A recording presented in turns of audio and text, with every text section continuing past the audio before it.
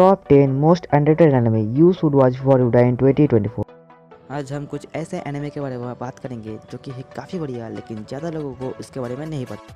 इनमें से ज़्यादातर एनिमे तो काफ़ी छोटे हैं, जिन्हें आप 2 या 3 दिनों में देख के खत्म कर सकते हैं। और अगर आपके पास कोई काम धंधा नहीं है तो आप इन्हें एक ही दिन में देख के खत्म कर सकते हैं। तो चलिए बात करते हैं हमारी लिस्ट की नंबर 10 एनिमे के बारे में। तो नंबर 10 में मैंने एक ऐसा एनिमे को रखा है जिसका नाम है अनाता। ओनली 12 एपिसोड की एनिमे आपका दिमाग पूरा का पूरा हिला कर रख देगी। ये तो एक डार्क एनिमे है, लेकिन इसके बैकग्राउंड म्यूजिक और इसकी स्टोरी आपको बहुत पसंद आएगी।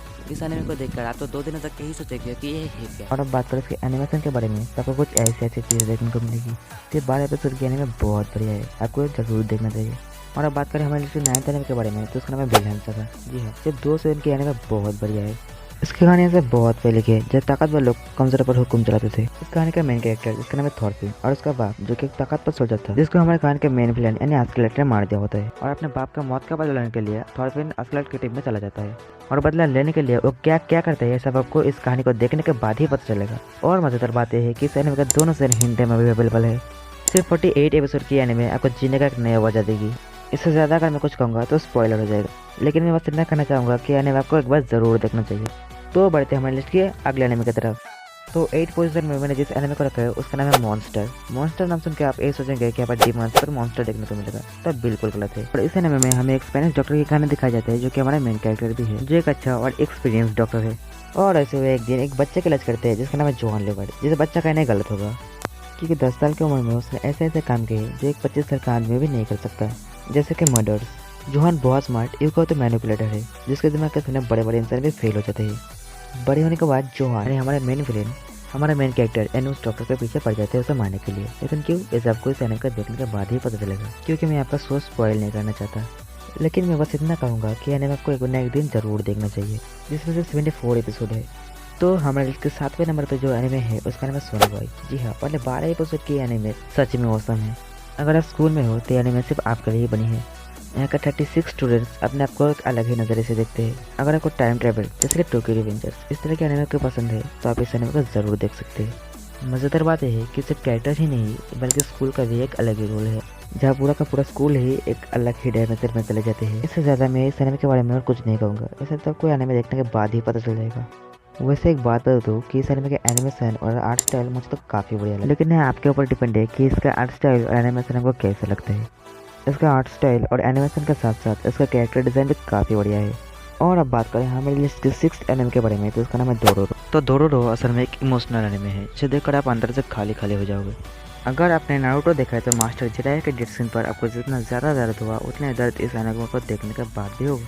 लेकिन दुख की बात यह है, इतना बढ़िया एनिमे होने के बाद भी आप में से 80% लोगों को पता ही नहीं कि एनिमे एग्जिस्ट भी करता है। लेकिन मैं तो बोलता हूँ जिन्होंने नहीं देखा इस एनिमे को एक बार ज़रूर ट्राई करना। आप अंदर से जितना भी सख्त लौंडा बन जाओ, लेकिन ये एनिमे आपको ज़रूर आएगी।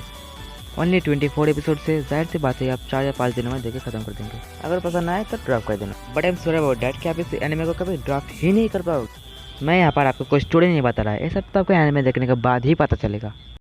तो बढ़ते हैं हमारे लिस्ट के अगले एनिमे की तरफ।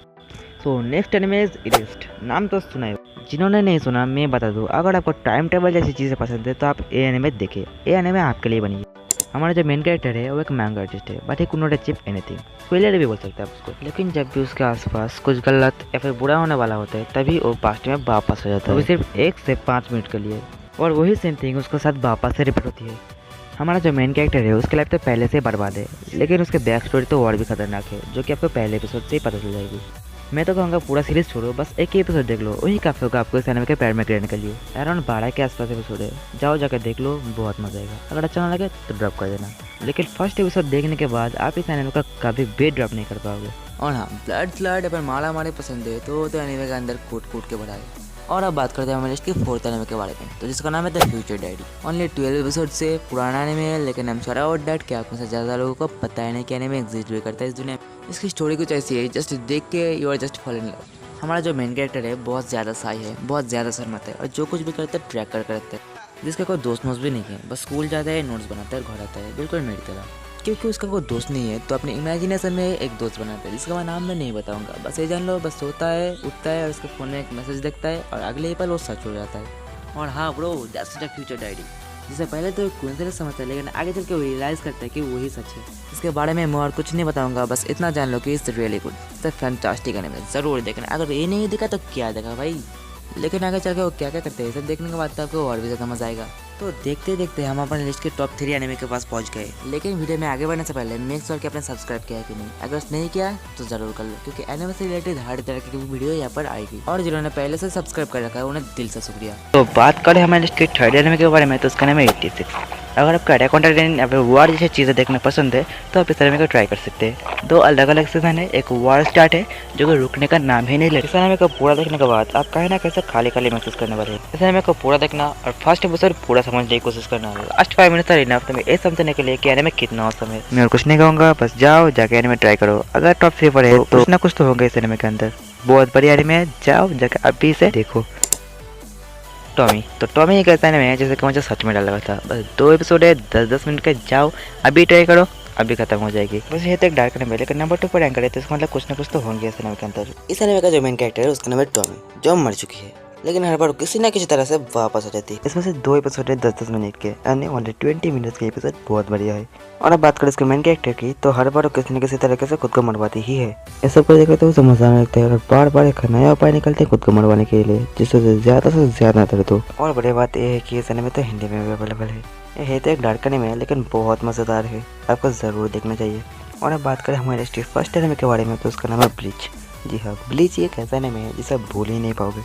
ये एनिमे बाकियों से थोड़ी बड़ी है, 366 एपिसोड है लेकिन बहुत बढ़िया है, बिग 3 के अंदर है। लेकिन इस एनिमे के अंदर फिलर भी बहुत ही ज्यादा है। अगर आप सारे फिलर्स को स्किप कर दोगे तो सिर्फ 201 ही एपिसोड देखना पड़ेगा आपको। जिन्होंने नारुतो या फिर वन पीस देखा है उनके सामने तो ये एनिमे बहुत ही छोटी है।